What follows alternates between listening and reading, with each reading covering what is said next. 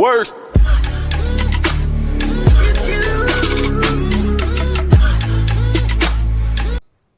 Hello and welcome back to Shot Clock, the sports show where our panelists get 24 seconds to answer my sports-related questions.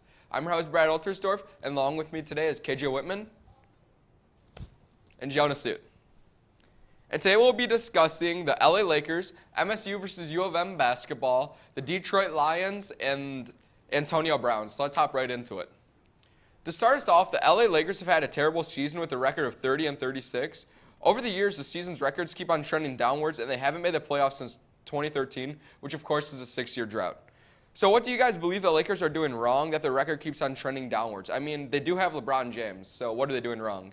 KJ, your 24 seconds, begin now. The record, I don't think the record is trending down because at March 12th, it was yesterday, March 12th, last year, the record was 30-36. This year, on March 12th, is 30-36. So I think they're missing 3 starters, Brandon Ingram. Oh yeah, injury. Brandon Ingram, Lance Stevenson, and Lonzo. So that's a big reason. factor. And Yeah.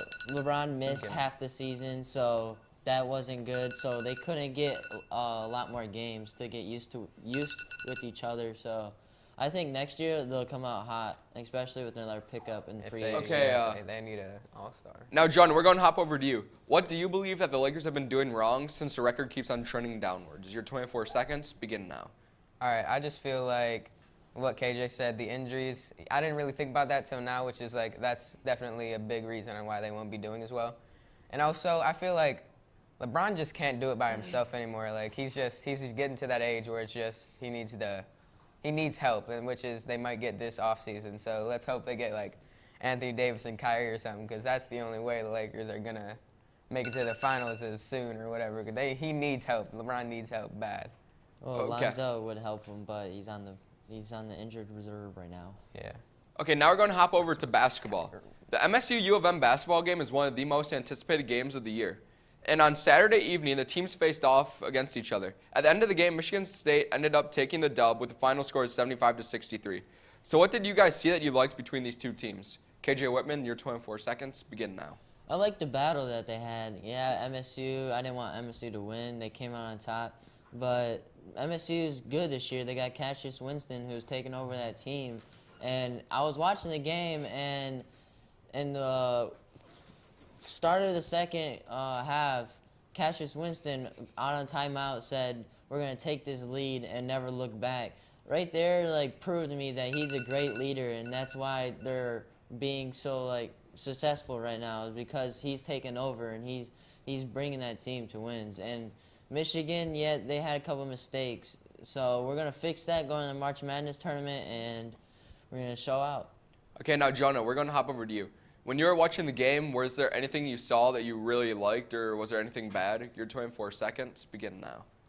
Well, I'll tell you, I don't like seeing the Michigan lose to Michigan State and, Michigan State pulling ahead in that Big Ten championship. I didn't really like seeing that. I didn't like Michigan. I don't know why. They're 26-5, and 2 of those losses are to Michigan State. Like, if you want to be a dominant Michigan basketball team, you have to beat Michigan State at least once. You can't lose to Michigan State both times. It's just somehow they're struggling against Michigan State.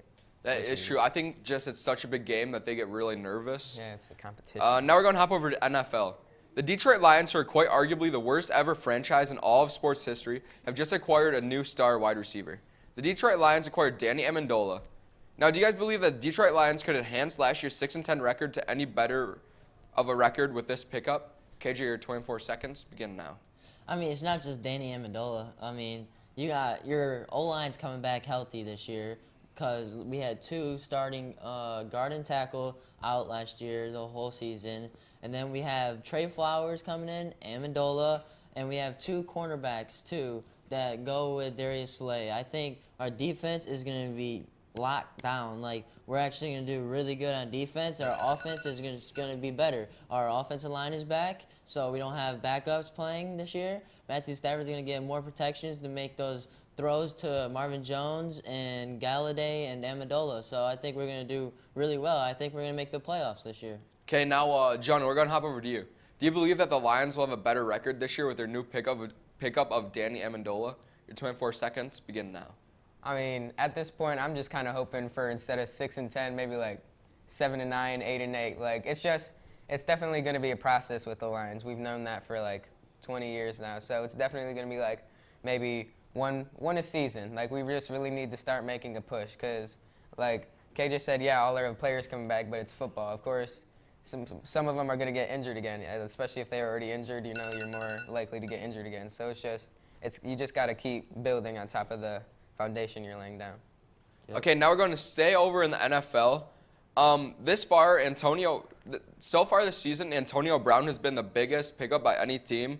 The star wide receiver who played for the Steelers for 9 years was just recently traded to the Oakland Raiders, and many people are not happy about this.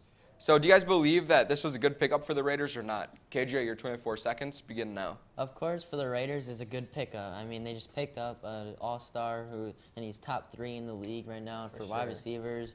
He was just making plays for the Steelers, but of course it's going to be a good pickup. But for Antonio Brown, I don't think he should have went there. That team is a bunch of drama, and that Raiders team they're not tight. Derek Carr, you never know with him.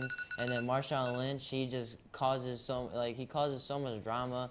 And then, yeah, I don't think it was a good choice for AB. I think he should have went somewhere else. I feel like AB is kind of like, he's into that drama too, like during this offseason when he was tweeting about he doesn't need football, but like Very he wants true. it, obviously. Yeah. Now, John, we're going to hop over to you. Do you believe that this is a good pickup for the Raiders? Your 24 seconds begin now. It was a good pickup for the Raiders. I still don't feel like they're gonna do like that much in contending to the playoffs. Yep. They definitely need like at least one more star player that they can really count on, like Antonio Brown, because there was little rumors going around Le'Veon Bell might go there, but Le'Veon's to the Jets. So, you know, Derek Carr, if you only aim for Antonio Brown, like you can't there's no way one person is gonna make a whole team brand new. But it's a good pickup, I'm not gonna lie. Okay, now I'm going to ask you guys one more question. This happened last night. It's really big, so we didn't have time to get videos or anything. But how do you guys feel about OBJ going over to the Browns? That honestly shocks me when I read that from ESPN last night. So how do you guys feel about that? I am very excited. Cleveland's my second greatest. Like, I'm the fan of Cleveland Browns. I'm a fan of Cleveland. I like Cleveland Browns. 'Cause I play with Cleveland on Madden. I love that he went to Cleveland just because of the fact that Jarvis Landry is there, Baker Mayfield's there. I was kind of upset when they traded Jabril Peppers for Odell because Jabril is from Michigan, and he was all-star for Michigan. So I was a little upset about that, but I loved it. I absolutely loved it. And I think Cleveland is just going to make the playoffs again with all their studs they have. Coming here for their second year in the NFL. Last year there was a bunch of rookies. Now it's second year, and you got some talented players like Jarvis Landry and Odell. And you got Chubb, and you got Baker Mayfield. I think it's going to be crazy this year watching Cleveland Browns and Detroit Lions go into the playoffs. Yeah, I'm just confused because the Lions need to do what the Browns did. How did the Browns go from like literally winless 2 to 3 years ago to having all of these all-stars? That's just confusing to me. People underestimate Cleveland because the start of the season how bad they did, but you got to realize that once they traded their coach, once they not traded, but once they fired a coach and got a new coach, they started doing so much better, and Baker Mayfield looks like he's more comfortable back there. So I think with Baker coming back for his second year, I think it's going to be wonderful, and I think he's going to be more comfortable, and I think he's going to show out this year. Oh my God. I'm going to call it right now. The record is going to be 11-5. 11. That's what I'm calling. 11-5. That's a good one. That's a good one. I like that one. Well, it looks like that's all we have for this week. I'm your host, Brad Oltersdorf, and make sure you tune in next week to catch up with your weekly sports debate.